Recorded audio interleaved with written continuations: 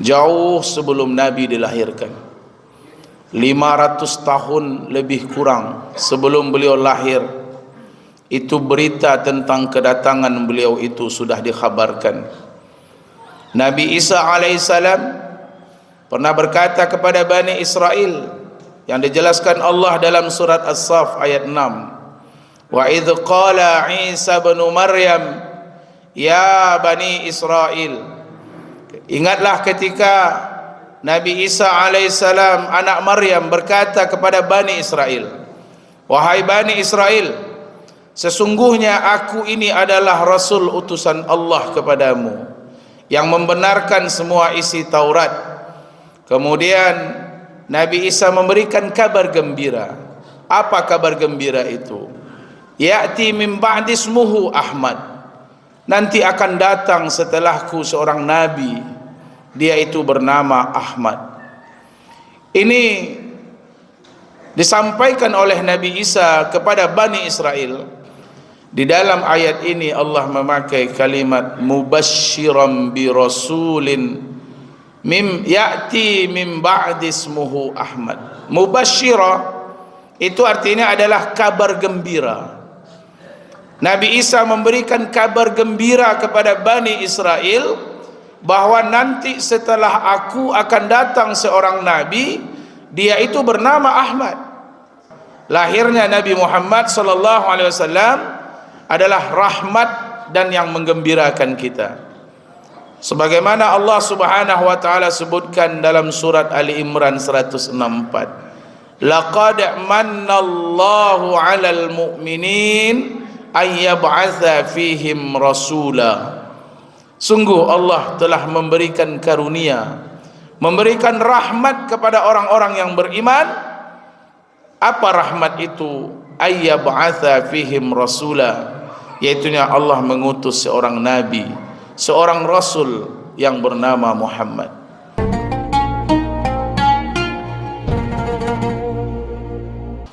Alhamdulillah, alhamdulillahilladzi arsala rasulahu bil huda wa dinil haqq liyuzhirahu 'alad dini kulli wa kafa billahi shahida. Ashhadu an la ilaha illallah wahdahu la syarika lah wa ashhadu anna sayyidana Muhammadan abduhu wa rasuluh. Allahumma salli wa sallim ala sayyidina wa nabiyyina Muhammad al-fatihi lima ughliq wal khatimi lima sabaqa wan nasiril haqqi bil haqq wal hadi ila siratikal mustaqim wa ala alihi wa sahbihi haqqa qadrihi wa miqdarihil adim. Fa ya ibadallah, inni usikum wa nafsi bittaqwallah faqad fazal muttaqun. Ittaqullaha haqqa tuqatih wa la tamutunna illa wa antum muslimun. Thumma asma' qala Allah ta'ala fil Qur'anil Karim, a'udzu billahi minasy syaithanir rajim. Bismillahirrahmanirrahim. Laqad ja'akum rasulun min anfusikum azizun 'alaihi ma 'anittum harisun 'alaikum bil mu'minina raufur rahim. Shadaqallahul azim. Hadirin kaum muslimin, jamaah Jumat yang mulia, alhamdulillah, pertama sekali kita bersyukur kepada Allah. Sampai detik ini Allah Subhanahu wa taala masih berikan kita kesempatan untuk bisa memperbanyak amaliyah kita pada hari ini, hari Jumat. Mudah-mudahan setiap langkah kaki kita, setiap denyut nadi kita, setiap detak jantung kita hari ini tidak lepas dari rahmat dan hidayah dari Allah Subhanahu wa taala.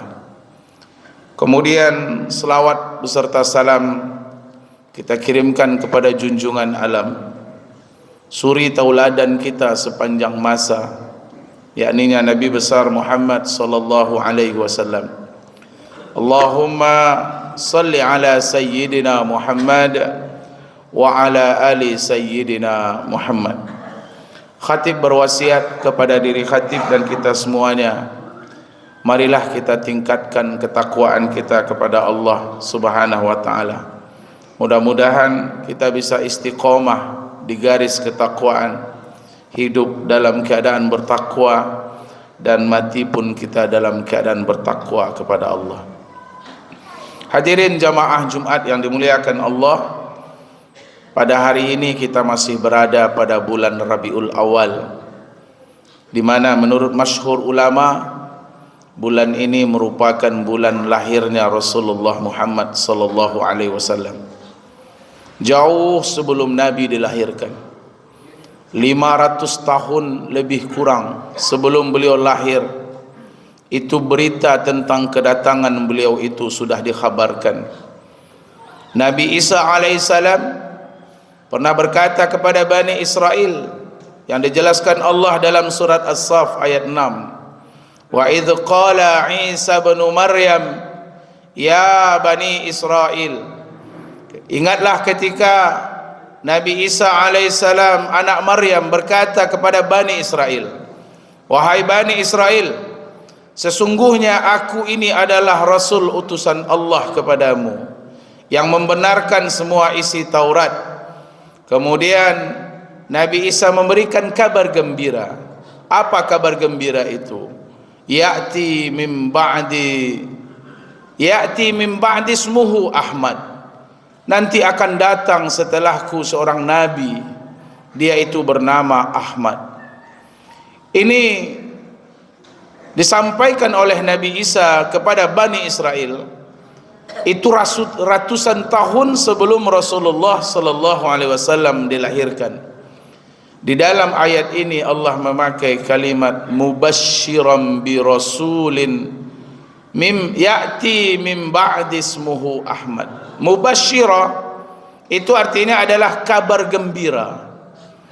Nabi Isa memberikan kabar gembira kepada Bani Israel bahwa nanti setelah aku akan datang seorang nabi, dia itu bernama Ahmad.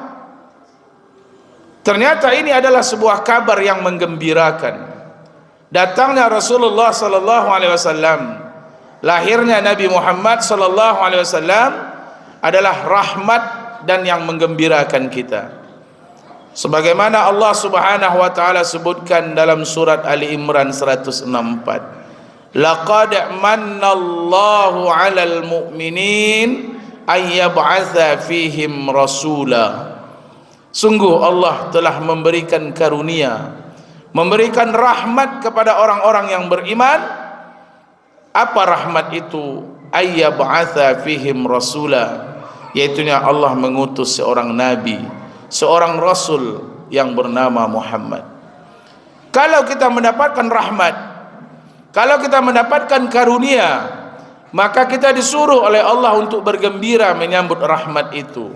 Qul bi fadlillahi wa bi rahmatihi fabizalika falyafrahu.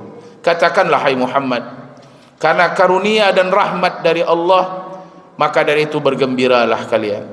Maka di bulan Maulid ini, di bulan Rabiul Awal, kita adalah umat yang paling bergembira bulan ini, mengulang, memupuk rasa cinta dan kerinduan kepada Rasulullah sallallahu alaihi wasallam.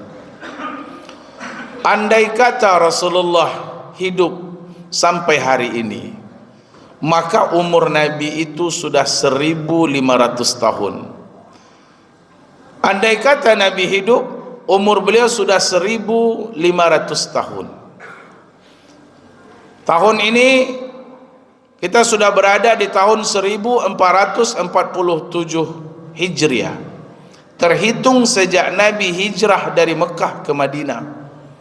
Waktu hijrah itu Rasulullah berumur lebih kurang 53 tahun. Maka hari ini andai kata Rasulullah hidup, maka umur beliau sudah 1500 tahun.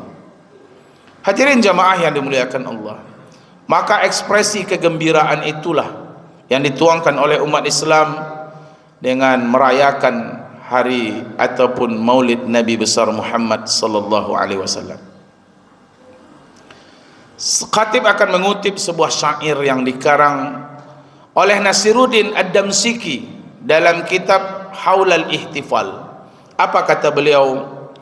idza kana hadza kafiran jaa zammu bitabbat siyadahu fil jahimi mukhallada ata annahu fi yaumil itsnaini daima yukhaffafu anhu lis-sururi bi ahmada. Sedangkan orang kafir yang sudah dicela oleh Allah dengan ayat tabbat siyada abi lahabin wa tab, dia kekal di dalam neraka. Itulah Abu Lahab. Abu Lahab adalah orang yang pertama sekali menantang dakwah Rasulullah. Dialah orang yang pertama sekali melawan kepada Rasulullah, yang bermusuhan dengan Nabi SAW, walaupun Abu Lahab itu adalah pamannya Rasulullah sendiri. Dia sudah Allah tetapkan kekal di dalam neraka Jahannam. Ata annahu fi yaumil itsnaini daima, namun setiap hari Senin Allah meringankan azabnya Abu Lahab. Kenapa? Yukhaffafu anhu lis-sururi bi ahmada, karena dia pernah bergembira pada hari Nabi dilahirkan. Dia pernah menyambut kelahiran Nabi dengan sangat bergembira. Saking gembiranya Abu Lahab, dia memerdekakan seorang budaknya bernama Suaibah. Dan syair ini ditulis oleh Nasiruddin Ad-Damsyiki berdasarkan sebuah riwayat dari Ibnu Abbas, walaupun hadis ini dikategorikan mursal oleh para ulama. Hadirin jamaah yang dimuliakan Allah Subhanahu wa taala.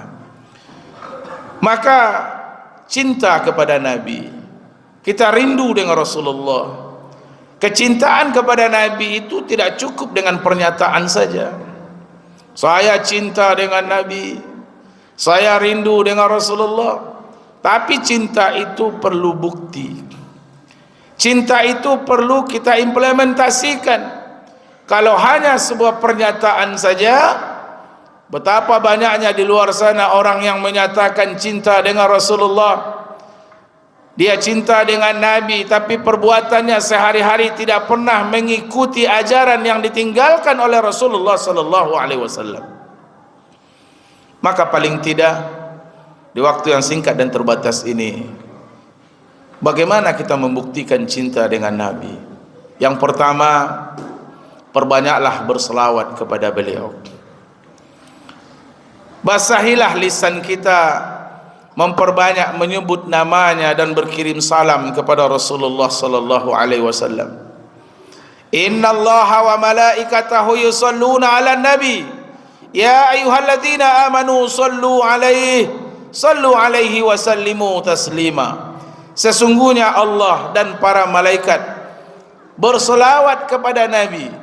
Hai orang-orang yang beriman, berselawatlah kalian kepada Rasulullah dan ucapkanlah salam penghormatan. Inilah sebuah perintah, di mana ketika kita diperintahkan oleh Allah, Allah pun ikut mengerjakannya, malaikat pun ikut mengerjakannya. Inilah solawat. Ternyata Allah sendiri berselawat kepada Nabi, malaikat pun berselawat kepada Nabi. Maka bagaimana dengan kita? Ketika kita mengatakan saya cinta dengan Nabi, kemudian disebut nama Muhammad di hadapan kita, tidak ada terbersit di lidah kita untuk berselawat dan salam kepada Rasulullah, maka cinta kita adalah cinta yang dusta. Hadirin jamaah Jumat yang dimuliakan Allah, terlebih pada hari Jumat, mari kita perbanyak berselawat kepada Rasulullah sallallahu alaihi wasallam.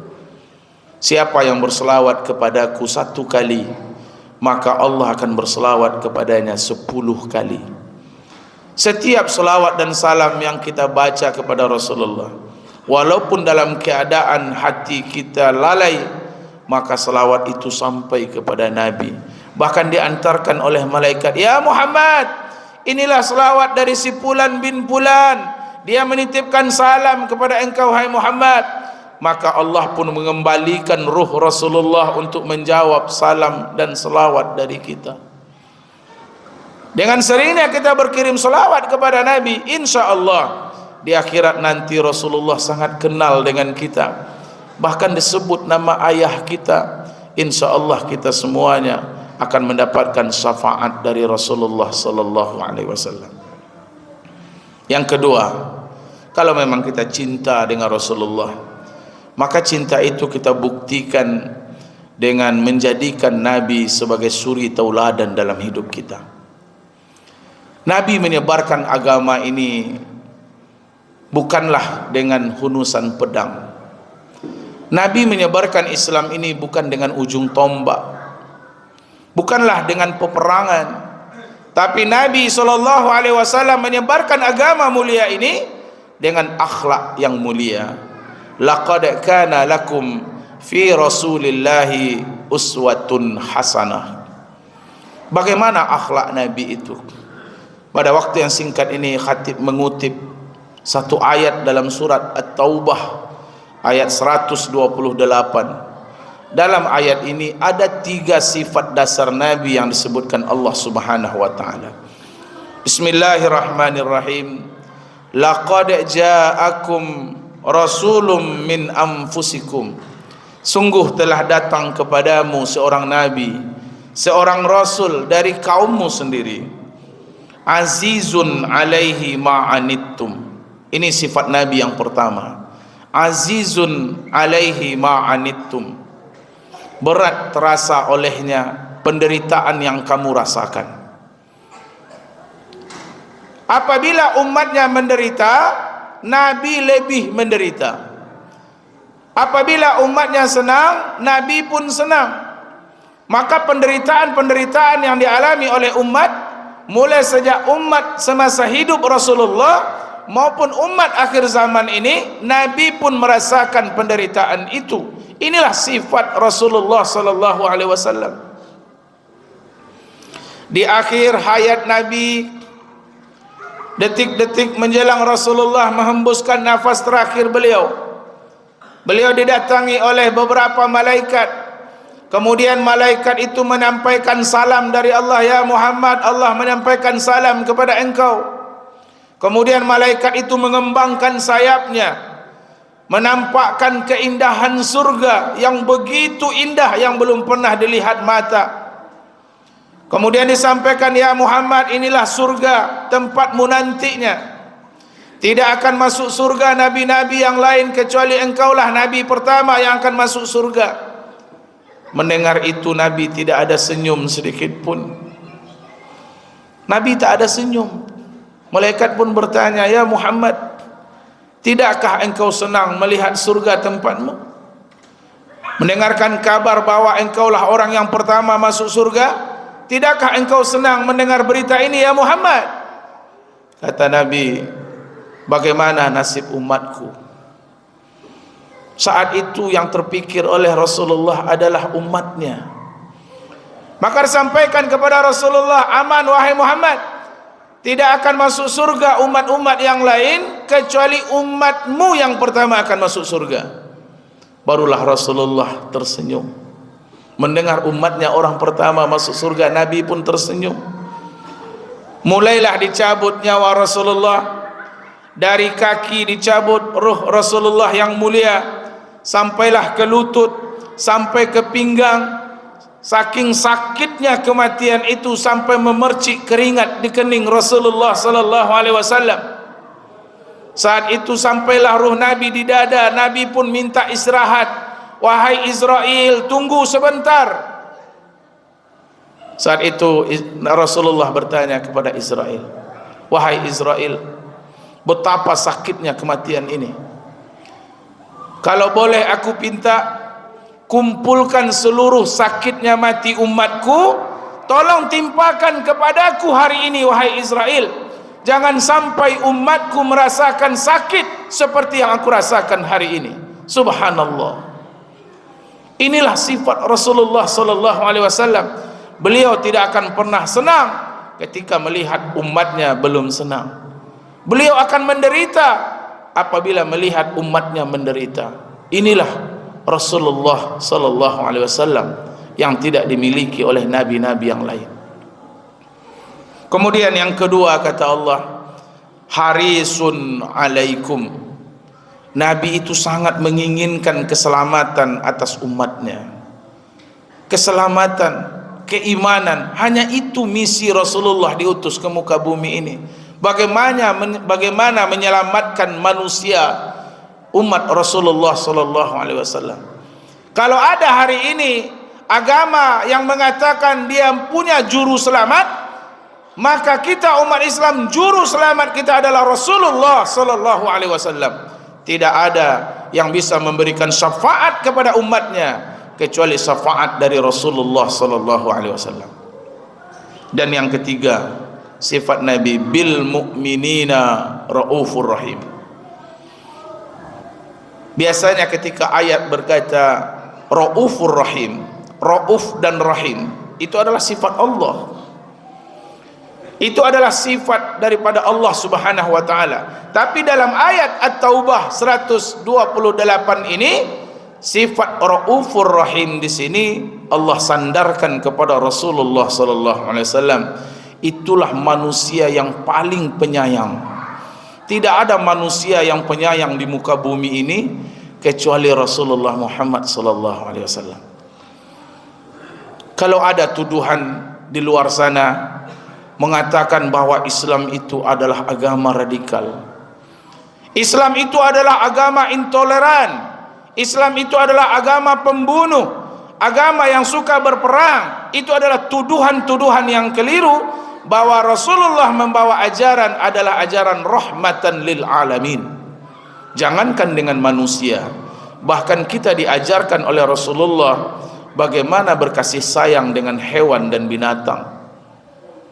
Pada satu ketika Nabi marah kepada seorang sahabat, di mana sahabat ini mengasah pisaunya di hadapan kambing yang akan dia sembelih.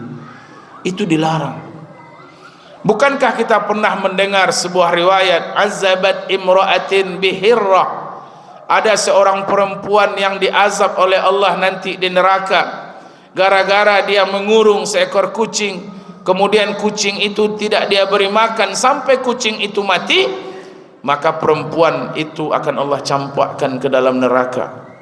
Bukankah kita pernah mendengarkan riwayat ada seorang perempuan yang pendosa, Allah ampuni dosanya, kemudian Allah masukkan dia ke dalam surga hanya gara-gara dia memberi minum seekor anjing yang kehausan. Ini adalah bukti bahwa Rasulullah menebarkan kasih sayang dengan sesama. Muhammadur Rasulullah walladzina ma'ahu asyidda'u 'alal kuffar. Hadirin jamaah yang dimuliakan Allah Subhanahu wa taala. Inilah bukti cinta kita kepada Rasulullah. Mari kita jadikan beliau sebagai idola, suri tauladan dalam kehidupan kita. Siapapun kita hari ini, kita seorang pedagang, berdaganglah seperti Rasulullah berdagang. Kita seorang pemimpin, memimpinlah seperti Rasulullah memimpin. Kita seorang guru, mengajarlah seperti bagaimana Rasulullah menjadi guru daripada sahabat-sahabatnya. Kita kepala rumah tangga, maka pimpinlah rumah tangga kita seperti Rasulullah memimpin rumah tangganya. Laqad kana lakum fi Rasulillah uswatun hasanah. Yang ketiga, bukti cinta kita kepada Rasulullah, mari kita jaga amalan ataupun syariat atau sunnah yang ditinggalkan Rasulullah sallallahu alaihi wasallam. Mari kita amalkan agama ini dengan benar. Dustalah orang yang mengatakan cinta dengan Nabi tapi datangnya ke masjid cuma waktu acara maulid Nabi saja. Saya cinta dengan Rasulullah, Ustaz. Kenapa? Setiap maulid Nabi di masjid saya datang. Solat 5 waktu tak pernah nampak. Solat berjamaah jarang kelihatan. Solat masih di rumah sebagai seorang laki-laki. Ini adalah orang-orang yang menyatakan cintanya dengan Nabi, tapi kecintaan itu hanya bohong dan dusta. Mari amalkan agama ini. Sunnah Nabi itu sangat banyak. Sunnah Nabi itu tidak hanya sebatas berpoligami. Banyak orang yang menyandarkan poligami dengan sunnah Nabi. Kenapa bapak berpoligami? Karena ini adalah sunnah Nabi. Itu adalah pelecehan dan penghinaan kepada Rasulullah sallallahu alaihi wasallam. Karena masih banyak sunnah-sunnah Nabi yang lain. Sudahkah kita kerjakan sunnah-sunnah yang lain? Nabi bangun di sepertiga malam, beliau solat bertahajud sampai bengkak kedua kaki beliau. Itu adalah sunnah Nabi. Sudahkah kita kerjakan itu? Nabi solat berjamaah di masjid. Beliau tidak pernah solat di rumah sebagai seorang laki-laki. Itu adalah sunnah Nabi. Sudahkah kita kerjakan itu? Nabi setiap hari selalu melaksanakan solat duha. Itu adalah sunnah Nabi. Sudahkah kita kerjakan itu? Nabi selalu menjaga silaturahim dan berkasih sayang dengan sesama. Sunnah Nabi. Sudahkah kita kerjakan itu? Terus kenapa kita mengatakan sunnah itu hanya sebatas poligami saja? Maka hadirin jamaah Jumat yang dimuliakan Allah Subhanahu wa taala. Maka dengan tiga hal ini bisa membuktikan bahwa kita betul-betul cinta dan rindu kepada Rasulullah sallallahu alaihi wasallam. Yang pertama, perbanyaklah berselawat kepada Rasulullah. Yang kedua, jadikan beliau sebagai idola dan suri tauladan dalam hidup kita. Dan yang ketiga, jagalah sunnah dan ajaran yang sudah beliau tinggalkan ini.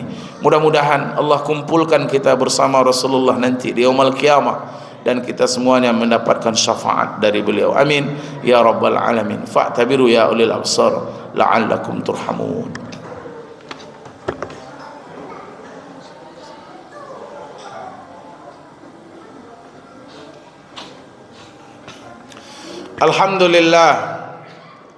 Alhamdulillahilladzi hadana lihadza wa ma kunna linahtadiya laula an hadana Allah.